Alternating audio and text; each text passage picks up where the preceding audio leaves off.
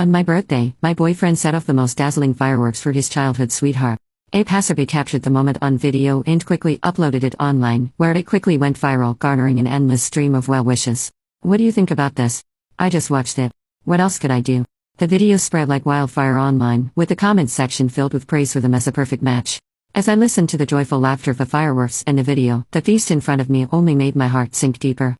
It was my birthday, and Alex had promised to come home early to celebrate with me, but he called in the afternoon to say he had an unexpected engagement and would be late. I believed him and was still looking forward to celebrating my birthday with him when he got back. Little did I know, his engagement was to accompany his childhood sweetheart, Vivian, in setting off fireworks. How ironic it was. In the video, Alex's handsome face, usually aloof and cold, was filled with laughter, and his eyes were full of tenderness as he looked at Vivian. This was a smile I had never received. Before this, I thought he was just naturally not a smiling person, incapable of expressing affection. I laughed in self-mockery, unwrapped the cake, and ate it in silence. Sweet taste threaded my mouth, but suddenly, it felt pretty pointless. I took my phone and called Alex. And his voice was as cold as ever. "What's up?" As he spoke, I could clearly hear the sound of fireworks in the background. After a 2-second silence, I swallowed the cake in my mouth and asked calmly, "Where are you?" "At the office." "What's the matter?" He seemed to have moved away from the riverside, and the sound of fireworks was gone. His voice was still calm, showing no signs of the panic one would expect when lying. I glanced at the video on my tablet and felt even more disinterested. "Let's break up. You're making a fuss again." I sneered. "Browse the videos online more often, Mr. Internet Celebrity." With that, I hung up the phone. Since I had proposed the breakup, I shouldn't stay at his place any longer. I looked at the untouched dishes on the table, got up, and went to the kitchen to find some containers to pack them up. Then I packed my belongings and took a taxi back to my small apartment, which I hadn't visited in a long time. Finishing all this, I took a taxi back to my small house that I hadn't visited in a long time. After I graduated from university, my parents bought me a small apartment in this city. After getting together with Alex, he always said that our homes were too far apart, and it was troublesome for us to commute between them, so he asked me to move in with him. Actually, the distance between these two houses was just the distance between him and me. We lived close, but our hearts seemed to be separated by the Pacific Ocean. Back in the long-lost small house, I tittied up simply and went to bed after washing up. I found only a few messages on my phone. "What's the matter with you now? Come back when you've calmed down. Don't be too willful." It seemed he came home last night and found out I had moved out. I didn't reply to his messages and just went about my own business. This kind of thing wasn't the first time it had happened. Vivian would call him whenever something was wrong. She would even ask him to accompany her when she was awakened by thunder at midnight and couldn't sleep. I had questioned him and quarreled and argued with him. But he said, people with a dirty heart see everything as dirty. Every time he abandoned me to go to Vivian, he would send me roses afterward to appease me. And I would continue to be deeply immersed in this relationship as if nothing had happened.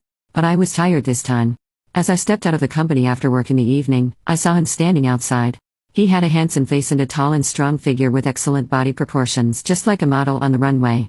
Passersby couldn't help but look at him. If it were any other day, I would have gone up to him and asked him to get in the car to keep others from looking at him.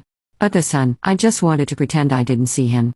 My son Aaron's last wish before he died was to go to an amusement park as a family, but the night before he left, my husband Chris disappeared, and my son passed away with an unfulfilled wish. After handling the funeral alone, I discovered Chris in a photo on my sister Sharon's Instagram post. The caption read, "I said I wanted to see the snow, and you took me thousands of miles just to find it." I maintained my composure, packing my belongings without a tear or outburst. Then Chris cried, begging me not to go. It wasn't surprising that Chris would drop everything for Sharon. I was never the exception with him. He labeled me as someone who would do anything to climb the social ladder. How could I compare to his eternal beloved? I returned from the cemetery to the villa, our supposed marital home. Yet, Chris rarely set foot here. It was more of a shared residence with Aaron. Aaron's presence was evident everywhere. I wept as I began clearing away the traces of our life together. Every remembrance of Aaron and me had to go. Dragging my suitcase downstairs, I ran into Chris. He was carrying Sharon into the house. His face was etched with concern. He brushed past me, treating me like a stranger under the same roof. His eyes never even glanced my way. I had grown accustomed to this. With Sharon around, I was invisible to him. Sensing the suitcase at my feet, Chris stopped in his tracks. His voice was devoid of emotion. "Amber Norris, another one of your dramatic stunts?" Sharon, clinging affectionately to Chris's neck, looked up at me. "Amber, I twisted my ankle, and since Chris said it's close by, he brought me here to take care of it. You don't mind, do you?" "It was just a twisted ankle." I watched as Chris gently settled her on the sofa and then fetched an ice pack to soothe her foot. He treated her as if she were made of glass. Once, when a car accident left me with a broken leg, requiring a family member's signature for surgery, I reached out to him. His response was cold and detached. A broken leg isn't life or death. Why bother me? Yet, he was the only family I had left. He refused to sign the papers, so I had to drag things out. I troubled a friend who had the time. Love and its absence were always evident. I finally said, "Chris, as you wish, we're done. Broken up." I almost slipped and mentioned divorce. After all, we only had a hurried wedding ceremony. We didn't even get a marriage license. Chris thought I was jealous of Sharon and didn't even look up. What now?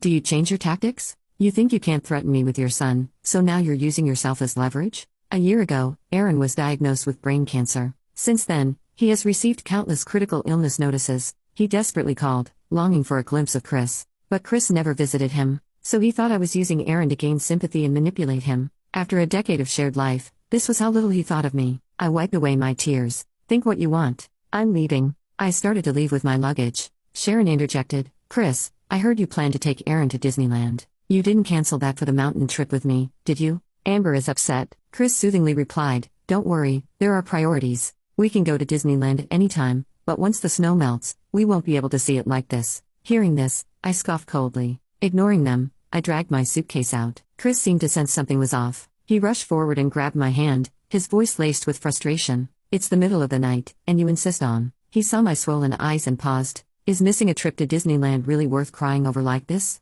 My eyes must have been crying themselves raw, for I saw a hint of pity in his gaze. "Let me clear my schedule next month, and I'll take Aaron then, okay?" Next month? What next month did Aaron have? If only he cared a bit more about our son, he wouldn't say such foolish things. I pulled my hand away. "No need." Chris stared at his empty palm, momentarily stunned. He never expected the person who used to cling to him would now avoid him like the plague. Snapping back to reality, he tried to catch up, but Sharon grabbed his arm. "Chris, it's all my fault. Even though I knew Aaron was faking his illness, I shouldn't have competed with a child for your attention. Now it's made Amber angry at me." Faking? Faking illness? My mind went blank. By the time I snapped back to reality, I had already slapped Sharon across the face. Chris's face, initially tinged with guilt, shifted instantly. Positioning Sharon protectively behind him, he eyed me warily. "Amber, what are you doing? She is your sister." I glared at Sharon. "You'd better watch your mouth." Sharon, looking hurt, pleaded, "Chris, don't let me come between you two. If my sister won't admit that Aaron is faking his illness, I'll just drop it."